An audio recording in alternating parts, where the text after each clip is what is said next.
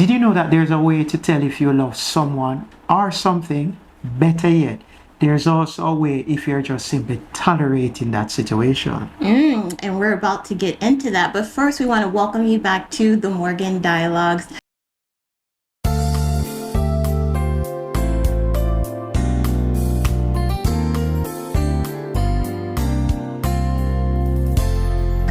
We're so looking forward to discussing this topic today, and I think is one that's very important considering we're almost 7 months married now. Yes, we and as a couple, you start to mature in your communication as time goes on. So let's go ahead and talk about it, babe. What inspired us to talk about this? Over the years growing up, I've heard persons say marriage is hard. Getting a relationship is challenging. It's hard to even submit yourself to your, spouse for that matter. And it takes a lot of hard work. Yes. I hear that a lot. Yeah, I do too, actually. Yes. I hear that growing up. Everyone's like, marriage is hard and it takes a lot of work. And that's kind of, I always thought it was, I think early on when we got married, I found it strange because I was like, it's not as hard as I've imagined it to be based off what so many other people were saying growing up. Yes. Yeah. And I think that's what we want to talk about today. No, I'm not saying marriage on a whole is not hard. I'm not saying that. Yeah. Well, put it this way. I'm not saying it's easy. Let's settle let's even say on our part, it hasn't been easy. However, it hasn't been hard. Yeah. As though I hear people talking. Exactly. And that's what we're going to help you understand maybe the reason why that is the case. Because when I look at even how we operate, how I do things for you, how I wake up looking forward to do things, it's something that I notice that you also look for. Biz, what can I do for you today? Yeah. Do you need any help? I realize it's like we do it with joy, doing something for each other. Yeah. It's something that I notice. So at the end of the day, it's not about, wow, babes, I did this for you yesterday. We're keeping tabs. Right. Can you do this for me? No. Why? Because I did this for you yesterday. So when our motives are wrong in doing something for someone, that's when problem arise. And then the question I have to ask you then, did the love for that person, has it fallen apart or was it there in the first place? I have to ask that question. Yeah. And so it really begs the question of how do you really know that you genuinely love a person? Because I find that a lot of people, I've been in this situation as well where you're tolerating the person. So it's not that you really love them, but in a sense, you're tolerating them. You're just putting up with them. Maybe you're biding your time. You're counting the days when maybe this will be over, and you have hidden resentment or things inside of you that you really almost can't stand the person, but for the sake of a situation, you tolerate them. And obviously, over time, that's going to build resentment as well. And so, can you tell us, babe, what are some things in life that really exposes how you truly feel about a person? Well, that's a good question. Well, let's look at this scenario for that matter. Some of those persons who I hear say marriage is hard, it's difficult, you have to work hard at it. Sad to say that when I work or when I see some persons at work, first of all, work is hard. They're saying marriage is hard. Marriage has its rough patch now and then, here and then, this day to day, maybe not for a week or two, but when I go to work every day, I work hard. Period. But those same persons that say marriage is hard, they are in a job that every single day you're required to do this. And worse up, you have a boss that sometimes they don't respect you, they don't value you, they don't treat you. However, those persons have the best smile. They laugh a lot. They come to work early. Sometimes I wonder, you're coming to work early, don't you have a husband or wife at home? So it makes you wonder if they care more about that job or their spouse. But guess what? Here's the thing. So imagine that scenario. You're having all these challenges at work, yet you put out all the effort. You come to work on time. You get awarded for having the most vibrant personality.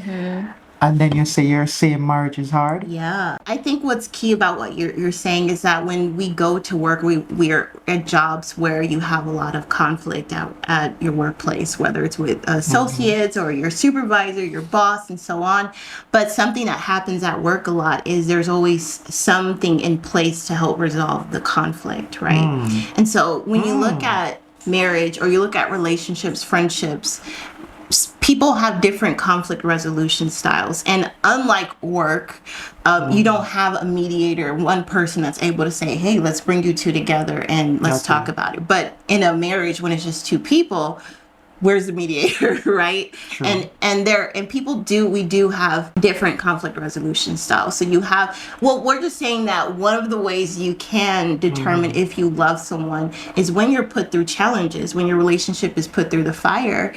And a common challenge with relationships is conflict resolution. It is how we work through, like you said, rough patches in our marriage.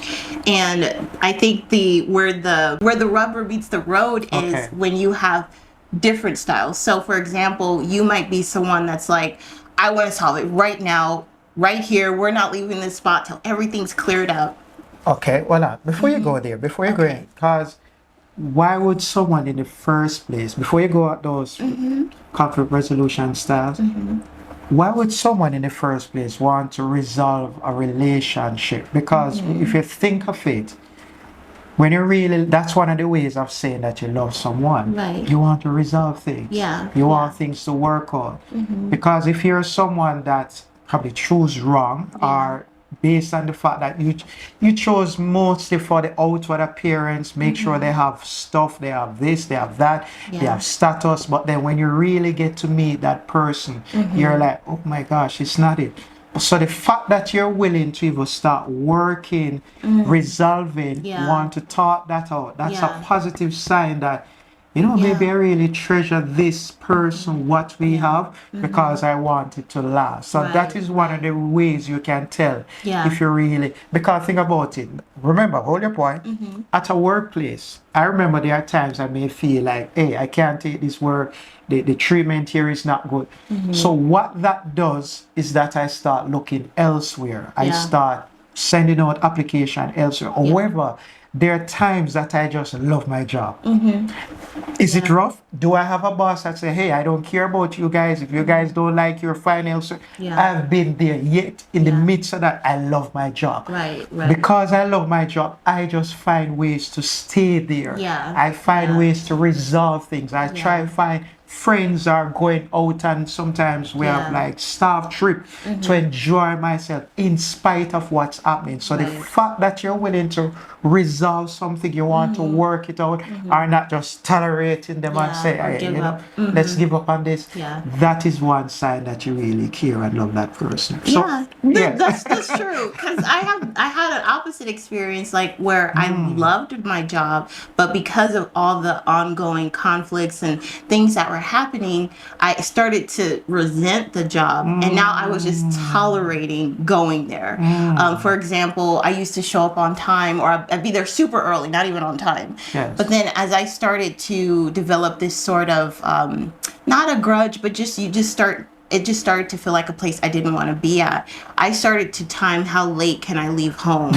Before, that's what I mean. It's like now it's more about tolerating, as opposed to those days where I was just so in love with working there and getting there early and things like that, to totally disgruntled. Like I was a disgruntled employee, and so that made me tolerate my job, and I was counting the days from when I was leaving. Right. So that to me isn't love anymore. That's just I'm just tolerating it. And it happens a lot in relationships.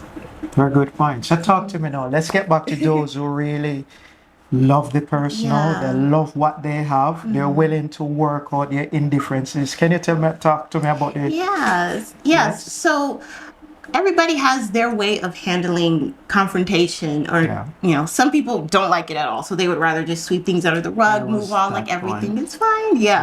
And then you have those of us who will be willing to, hey, however long it takes for us to talk this out, let's do that now.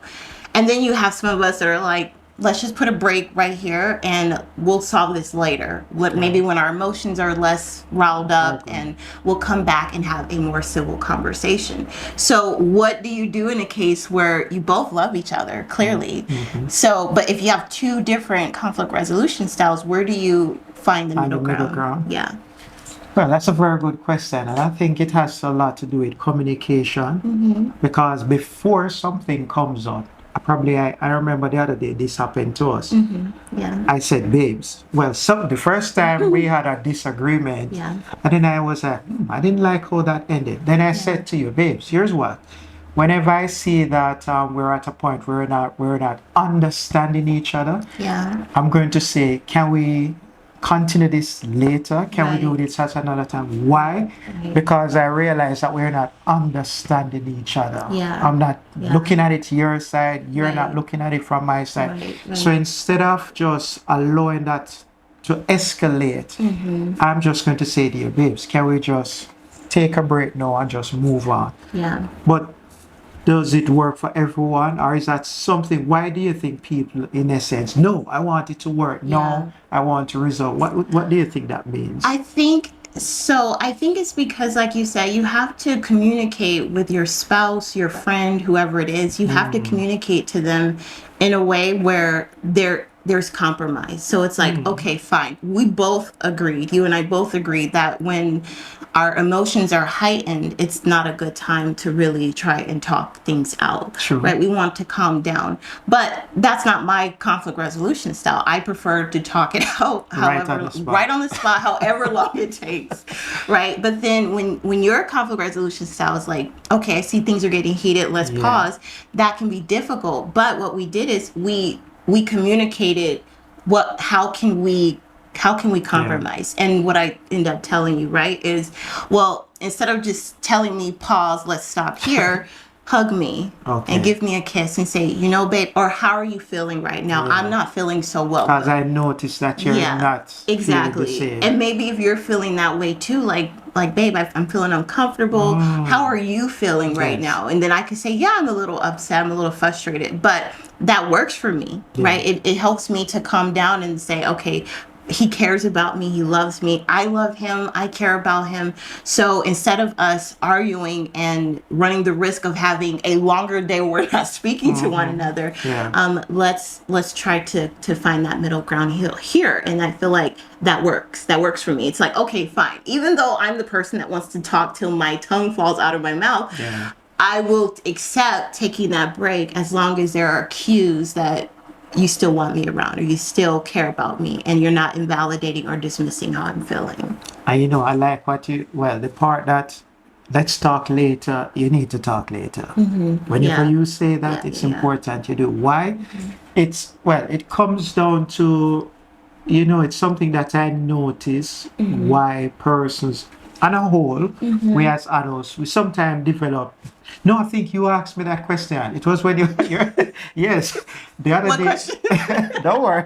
You asked me, babes, do you think you can, I think, was it envy? Resentment. Good. Yeah. What is it you said again? I said to you, is it possible that you and I could resent each other one day? And what did I say? And you said anything's possible. Very good. Yeah. Because when I said anything's possible, I remember either watching or reading a book, but they're saying children, well, think about it, a child, they play, they don't have anybody up in their heart, they're, I don't know, everything about babies are that, they love everybody, they care very innocent, naive. However, what that means is that it's because they trust everyone. No one has broken their heart yet. No one has proven disappointed them. Good, very good. So a child doesn't have those things inside. And what happens over time is that as that child grows up, they may meet a parent, well, maybe the same parent, maybe meet a family member, maybe meet a stranger, an adult, someone out there into the world that disappoints them. And they're like, that breaks their trust, and they're like, whoa. But here's a problem. If you have a bottle, and that bottle keeps accumulating dirty water. Once that bottle is full to the brim, the only thing that will come out is messy water. Right. You won't have free, what am I trying to say?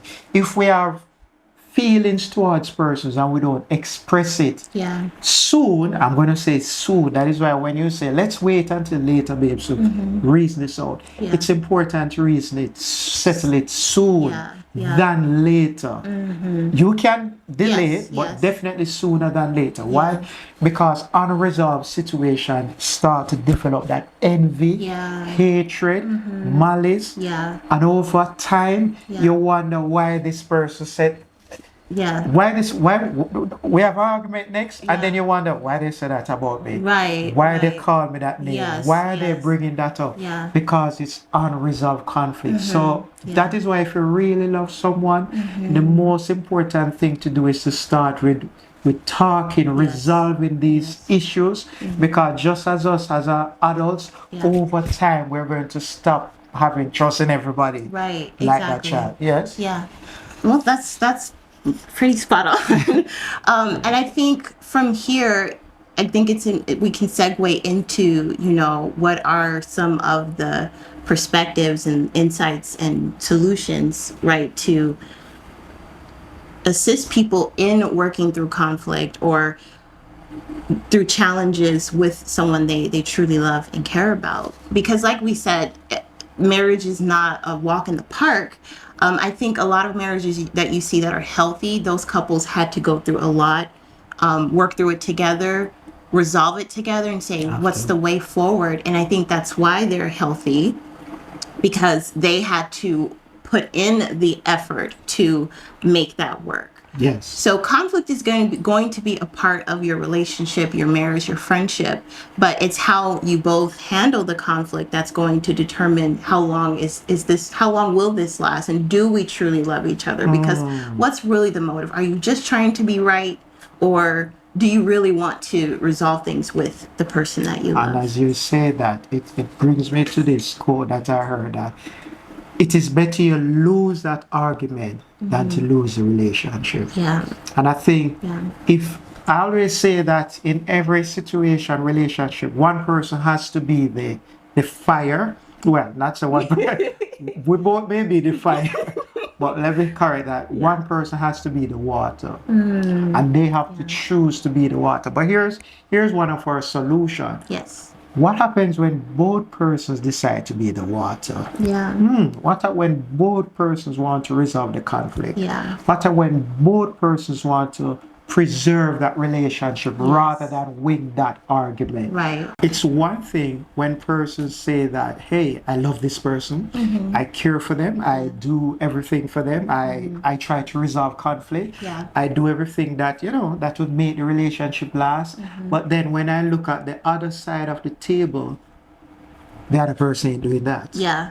Yeah. So in that case, I'm going to say that that's not going to make a lasting relationship. Yeah. It has to be both persons have to want this to happen. Yeah. And that is why it's important that, well, I'm not saying that if you have chosen the right person now, but both you have to sit down and say, hey, do we want this to last? Yeah. And that is why I believe in persons taking a break. I didn't say we call it Breakup or divorce. Divorce or breakup. I believe in taking a break. Yeah, some time off apart from each other. Do you know why that's important? Have you ever thought about that? Well, based off of our small experiences, when you take a moment to separate from each other, Yes. it really makes you think about Very good.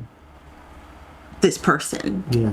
And then also you and this person. So I know that when we took a break, it made me really see what true feelings I had. So as I'm out by myself, I'm missing you. I'm thinking about you. And I'm like, was that really worth it? It's not even worth being a second without you. And it really, and I was like, my life would be so empty without you. Like I really thought you replay the conversation, you replay the argument, and you notice, well, I didn't have to say that, or it didn't have to get that bad. Was that really important to lose? Was that was that really necessary?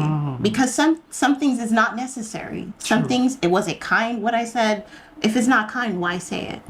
So it made me self-reflect when you're not there, because I feel like the person who's upsetting you, when they're not present, it gives you a chance to see how you really feel about them. But when they're in your presence, it can be, how you feel can be manipulated, right? Because you're looking at them and all you can see is, oh, this person's against me, or oh, this person just wants to disagree with me, they just want to argue with me. But then when that person's not there and you're replaying those things by yourself, if you're mature enough, you can see how it does take two to tango. Like they say that a lot. Like nobody's arguing at the wall. Like we're arguing with each other. So it takes two to tango.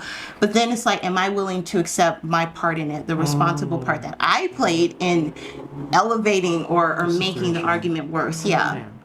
And then I thought I was able to say, wow, no, that wasn't worth it. That was not worth it. I want this to work. This is forever for me, and I want this to work. So what changes do I need to make so that I can make this work? Because that's just how devoted I am to you, how committed I am. So love prove itself even in the midst of the conflict. Yeah. So exactly. they always say peace is not. There's no peace when there's no war. Right. It's when situations are out of line, when you're not understanding things in your life, when things are in turmoil. It's when you can find peace in the midst of that. It proves that whether you're at peace. So love, when you know you love someone just like the work, I love it regardless. The boss will say, hey, you guys can leave here. I'm not changing who I am, but I love my work at that time. That boss couldn't change my mind. I love you at this time. So we're willing to work things out. We're going to resolve. I rather say, babe, can we talk later? The reason why I even said that, I didn't want it to escalate. I didn't want it to reach an argument. I didn't want something said or something done that would regret. So because I care for you, I said, babes, I think I'm seeing something happening here. Can we just take a break so that we... And here's the flip side to what you said when you took that break. Taking a break also gives you a chance to look at that person. Do they really care about you? Are they really just using you? And you see, when you look back at how they treat, the way that how someone treats you, tell you how much they care about you. That's what taking a break does. It reminds, whoa, I know you're arguing now, but does this person care for me? Or when he said time out, or when he said, hey, let's take a break, was it really because he cared so much about you as an individual? More than this argument that, hey, let's just take a break.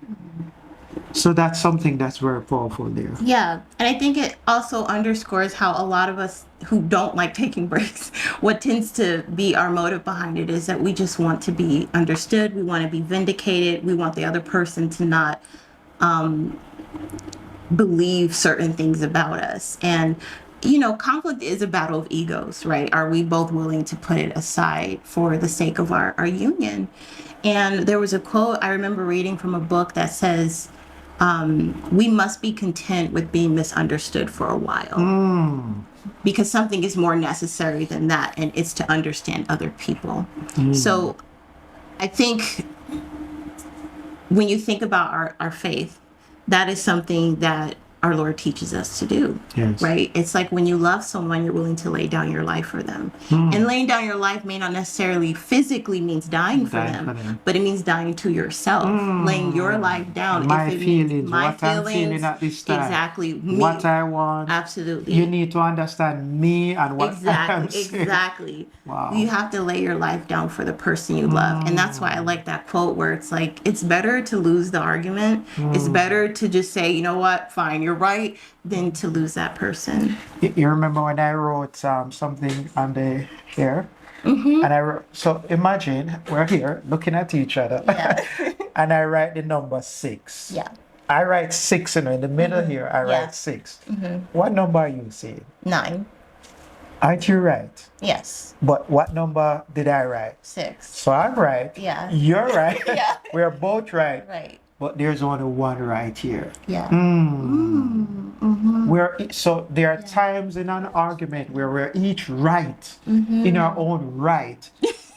But if we are taking time out, that's why I remember I said one thing I use to communicate and understand people better is just to, when they say something to me, I just simply say, what does that mean to you? Right. Mind you, I may know what it means to me, but Yeah. guess what? To that person, it may mean something else. Yeah. And just by asking, what do you mean by that? You're literally saying, hey, I have my own interpretation. I have my own understanding. I know how to defend this situation. Yeah. But guess what? It's not about me this time. Let's hear what you have to say. Yeah. Because I think we were talking the other day, and like some persons, they're listening, but they're not what? Actively listening. What does that mean? Like, you have those that are passive listeners where they hear you, but they're waiting to respond. Wow. You mean like they're just waiting? Yeah, they're just waiting to respond. They're thinking about how am I going to respond, and they're missing a lot of other information that could give them a better response. But they're just like, I just want to get a word in, whereas opposed to just listening to the person and responding to what they're saying. And if you want clarity or you need clarity, that's the time to ask a question. That's the time to really see if you understand what they're saying versus you just spitting out whatever comes to your mind. You know, and that's part of conflict too. It's like you have to be willing to listen to what your spouse, your partner, your girlfriend, boyfriend, you have to be willing to listen actively where you're not trying to respond, right? It doesn't mean that you're not going to get a chance to. You will, because if the other person cares about what you're saying, they're going to want to hear from you too. And I think that's ultimately, I think for me, the biggest lesson I learned is not making assumptions, because that's what happens a lot in arguments. It's like you're making all these assumptions in your mind, but you're not verifying with the person. What do they actually mean by what they're saying? You're going based off of what you think, your ego, what your past experiences were, what your patterns are, as opposed to just swiping that plate clean and just presenting a new, fresh experience with the person you're talking to. And you see, that's the thing when you really care about someone and you love someone. It proves that you want to hear their views. Exactly. You want to hear from them. Yeah. What's going on with you? Why do you feel this way? What do you mean by that? Whenever you see someone really probing you that way, asking those, it shows that they really care about you. Exactly. Because you're willing to put themselves aside, what they think, and make the relationship work. How do you know when you really love someone? Are you just tolerating them? It's how you resolve that conflict. It's how you put self aside and said, all right, I want to hear things from their point of view. I am willing to lose this argument because at the end of the day, I want to preserve my relationship. And I think that is very important if you take it out. What do you want to sum it up at the end of the day? I agree with you on that. It's about communication and you both being willing to be vulnerable and transparent about how do we problem solve, because it's like we could keep throwing darts at each other all day. We can make this a debate about who's right or who's wrong, but what do we ultimately want for ourselves? What do we ultimately want for our relationship, our marriage, our friendship? And how do we solve this together, right? And that's what we essentially did. You know, we sat down, we talked about it for a few times. Not just the first conversation, but maybe there's 2-3 conversations you need to have. But as you iron it out, as I felt we were ironing things out, you start to see where there's a middle ground that's gonna help both of you. Both of you feel like, okay, he's not dismissing me and she's not just yelling at me, but we're both solving the problem together. So in our case, it was, okay, we both agree that when things get heightened, it's better to take a break. But then to ensure that I feel as a person who likes to solve things to the very end, however long it takes, to ensure that I don't feel like I'm being invalidated or missed out on, it's like, okay, babe, just hug me. And tell me, look, we're okay. I'm just feeling a bit uncomfortable right now. How are you feeling? And I'm like, I'm feeling a little flustered, but hug, kiss, let's come back to this another time. You know what? Let me just say this last thing. The other day, you came to me. I saw a smile in your face that day. And then at the end of the day, it's like, I don't know, I just feel so great. You remember when you said you feel so amazing? I was so happy. Yeah, that was yesterday. But here's what I realized now that you're saying this. It was when we had our disagreement whenever, but we were also speaking about some things and how to resolve it and how we can even move forward. I remember when I started out by saying a child over time, lose trust in people, develop these envy and hatred towards. Because I think that because we have been resolving our issues and speaking about them and overcoming them, our heart has now been filled with love for each other. That we just feel happy being each other's presence. And that's it. That your love for the other person comes up. This Bible said, out of the abundance of the heart, the mouth speaks. So whatever you speak, I always tell people, if you want to know how they feel towards you, wait until they're upset. And when you're not upset, that's a good thing. But what they say during those times as well, say a lot about what's going on within them. So, in closing, one last thing just to remind you that it is better to lose that argument than to lose the person that you love. Very good. All right, wonderful. We've come to the end, and I hope you enjoyed. Yes, and please feel free to comment any thoughts that you have, any lingering questions, and also don't forget to subscribe if you're a new viewer, and give us a thumbs up because it helps our video to reach other people who may be in need of a conversation like this. Yes. So until next time, we'll see you again on the Morgan's Dialogue. Take care. Bye. Bye.